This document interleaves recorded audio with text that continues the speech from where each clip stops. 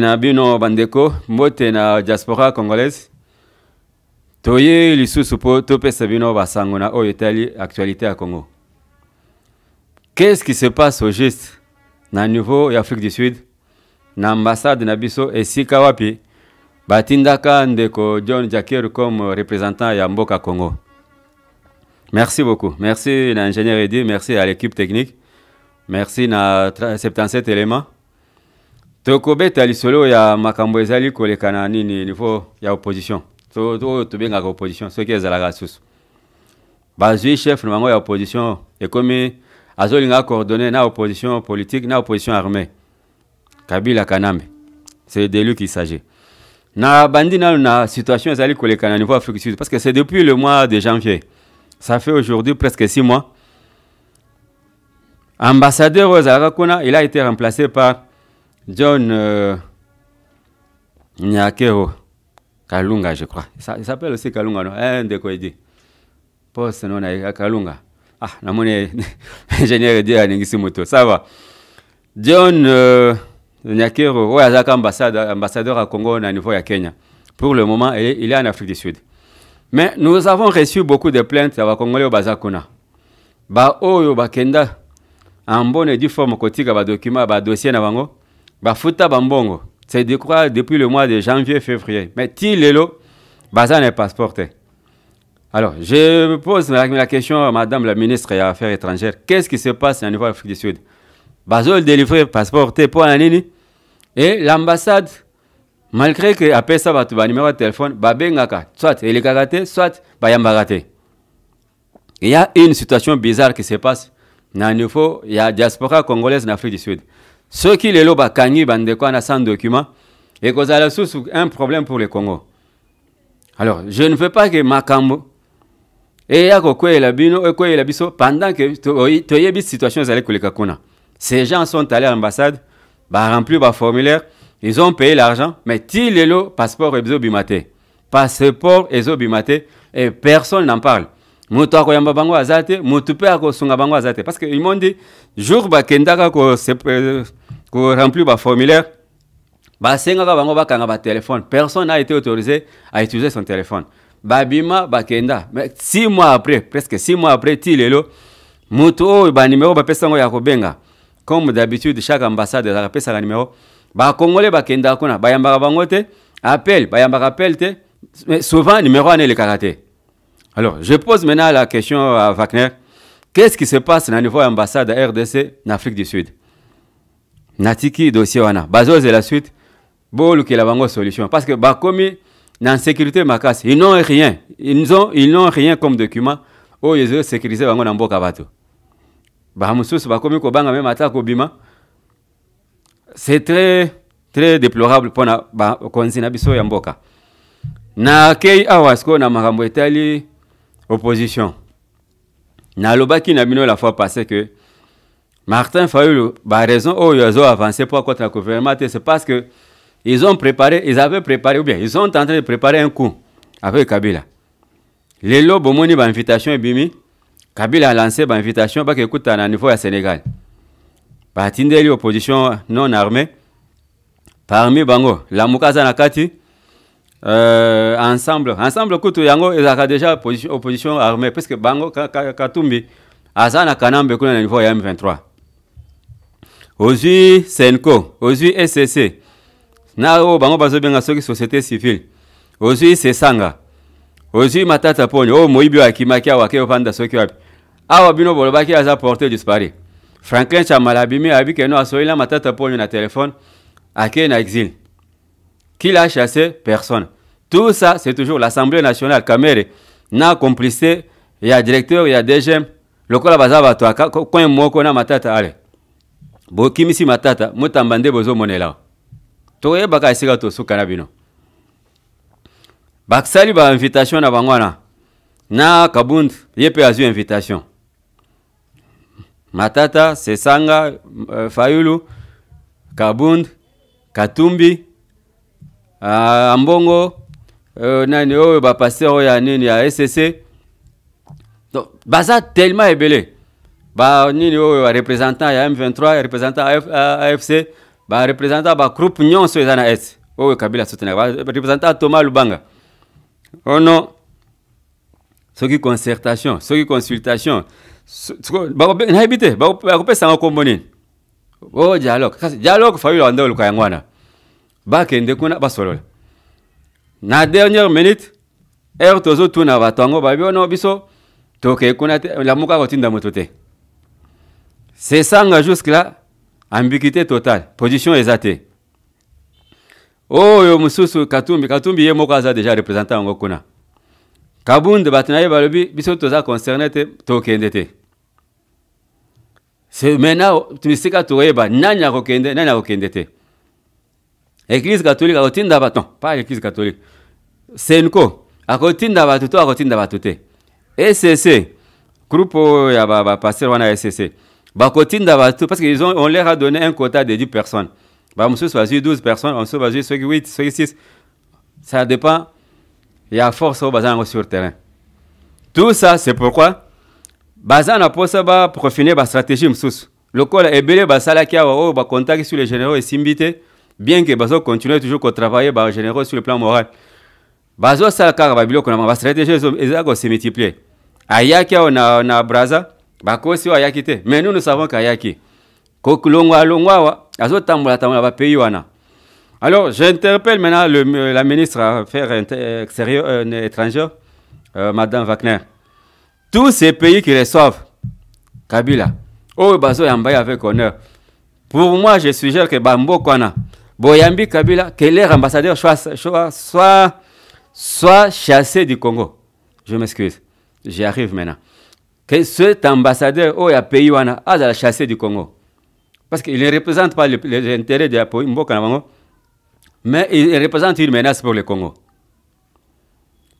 Dans cette réunion, il sera question de comment chasser Tshisekedi au pouvoir. Nde eloko bazo kendo solo yangwana. Lokola ba stratégie militaire simbité, il fait maintenant créer un chaos. Yango bomoni Martin Fayulu asali semblant ya kokota gouvernement apimeli même bande comme si so bazai une opportunité ba comme pe ba ministre apimeli bango pour lokola travailler toujours en solo comme dans son habitude toujours dans l'égoïsme alingi makamunyon so la centré sur lui. C'est ainsi que Azol Bakeno il n'était pas preneur bakoki kokota ngona ko intimidation. Qui avait intimidé qui? Quand tu as demandé audience au Kutane Sekedi, personne t'avait intimidé. Tango le bagi que non, tu peux devenir premier ministre. Personne t'avait intimidé. So et comme na tango que non, yo pe aux postes au Kabulana baninga, bandeko balandaka na simona. Ils ont aussi un jour na poste comme un peu gestionnaire quelque part. Mais yo me bango kaka na rouler bango rouler ti ce qui est le que monani yo bendi au batami. Après yo ko pesa un discours. Na butu okoti ba réunion na ba kanambe. Oh non, to sala ba boy, to sala boy. Mais pendant la journée, tu fais semblant comme si aux Anabatoana. Toujours dans ta politique et à Autriche. Ce n'est pas du tout sérieux. Ce n'est pas du tout sérieux. C'est pourquoi l'opposition à Congo est Koufi. Quand vous avez des gens comme Martin Fayulu, on ne peut même pas compter sur lui. Parce que peut-être ça a confiance, c'est parce qu'il a bien été. Mais ceux qui le connaissent ne peuvent pas lui faire confiance.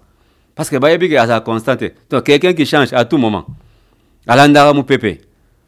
Alors, Tozo Sengana deuxième boy. Mouton nyonso akobima na Congo. Ake ko assister na réunion wana. Atikala kuna. Parce que trop c'est trop. Trop c'est trop. Bomoni ba fligence ba bimaki awa. Bake na Rwanda ba fete kuna ba Paul Kagame bazongi bazochola ba Congolais. Ba mbongo ba bimia bake na Rwanda bake ko bina na bananga basisi bazongia ba ko chola ba Congolais. Alors quand vous donnez les occasions que batona ba tambolaka, c'est créer aussi l'insécurité pour le pays. Babi Makana Bilokonin, Bazonga Kana Bilokonin, on ne sait pas. Et qui les contrôle? C'est toujours la DGM. DGM, on a dénoncé, déplorer, on contrôler Batona. Non. On ne peut pas continuer à faire confiance à des gens. Oh, Balingimbokote. On ne peut pas continuer à faire confiance à des gens comme à des traîtres. Ce n'est pas bien. C'est le moment maintenant, Toeba. Bandeko bazui ba nomination à Sika. Nanifo ya département extérieur ya ANR. Bon mais quand on a ba dossier à bateau. S'il y a une demande dans ce sens que Motana Zobima. parce que banda ko ça ko mona mususu akobela ono abeli il faut que le traitement na poto ça va à quel traitement mais ceux qui a continué na réunion atika la kuna parce que namoni laisser aller et commis trop na Congo impunité za makasi c'est pourquoi même na mes campagnes ko frôler muke namoni même pendant cette période de publication il y a un examen d'état Jacqueman Chabani au salaire qui réunion na ba officier il y a vu province à Kinshasa peut-être na ba au ministère intérieur pour na kobo ya ba tapage c'est-à-dire makelele mais ce que nous voyons sur terrain c'est le contraire Nabutu batwazo la late Namoi batwazo pemate Babar na ville à Kinshasa ba église okuta église ça na 2 personnes à 4 mais basu tala kabakata bafle batie na porte batie na balabala ba mégaphone partout so mitu na biso ko sala susu ndeni na ba makele beleboy batu oyo zo kendo sona bango ba officier wana baza ceux qui bazongi na ba quartier na bango respectif bango nde ba champion ko vanda ba terrasse wana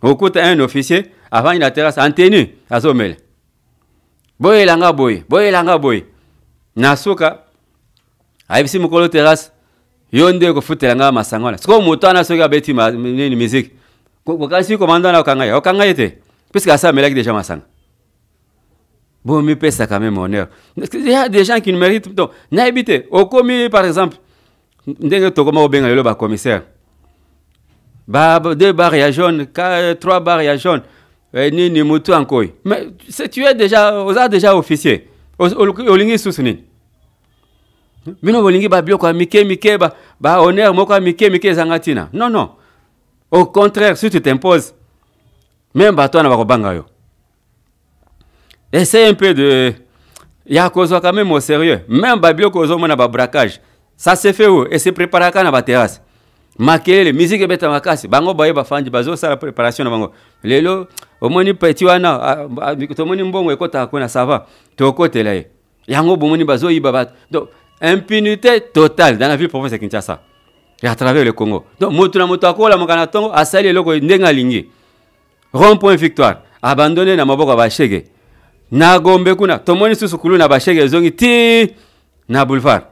Alors, on se demande, il y a des gens dans la ville de Kinshasa, il y a des autorités, ou bien la ville est abandonnée. Bana o nyon soto ozomona na balabala. Bazana ba parenté. Gratuité. Classe ezozonga na mois de septembre. L'école primaire est gratuite. So bana nyon so amike bazana balabala. Musali bazo sal. Arrêtez ces enfants de force. Bokanga bango na makasi, botinga ngo qui des droits. Awo bolancer communiquer na monaki ministre provincial la nini affaires sociales alobi pona makambo ya bato bayaka na bato maladi bafanisi na nzela batie mégaphone est-ce que ba policier bayebi lokwana est-ce que ba policier bayebi yango il faut maintenant vulgariser cette histoire bato bayeba que non ceux qui okezo maladi otie na balabala ozo na mégaphone ozo bele faut bakanga yo parce qu'il y a un ministère pour ça affaires sociales bato ba même bana kuna et ça te okelo kota mutumo boy quelque part ozo bele o meme na nzela na liso ko vimba ote ba bosu bande ko bosu nganga o nzamba ko pam nzamba yo ko pambula ka po yo mimi mutana maladi nanzela si tu crées une fondation c'est que tu as des moyens alors tika ba fanti wana là j'interpelle tous les officiers il y a la police il y a la province à Kinshasa prenez un peu la population en charge toza abandonné no, et comme au tambula na butubo ezaka passe même na moyo tu ne sais pas placer ma ko katolitoy tu éviter. Prenez un peu de disposition de façon que ville les a sécurisés. Présence nabino est tellement nécessaire sur le terrain. Ceux qui tozo mon nabino, la population est rassurée. Mais ceux qui sont absents, on a peur. Tozo c'est la suite. Na oyo tobanda ki nango comme lisolo oyo Italie ambassade d'Afrique du Sud. Boye bisabiso qu'est-ce que les gens là doivent faire parce que bazo c'est la réponse c'est pas nabino. Na pesi merci pe mbote pa bandeko nyonso bazali musika. Na moni papa na biso ali kibonge na niveau ya Canada et toute sa famille sans oublier notre ambassadrice de la paix maman na biso Lauriane Kembo mama ozoyo kanate batu ba ndeko nyonso balobi ozoyo kanate ozo monate on ne sait pas ce qui se passe en tout cas merci botika la malamu tokuta na prochain numéro.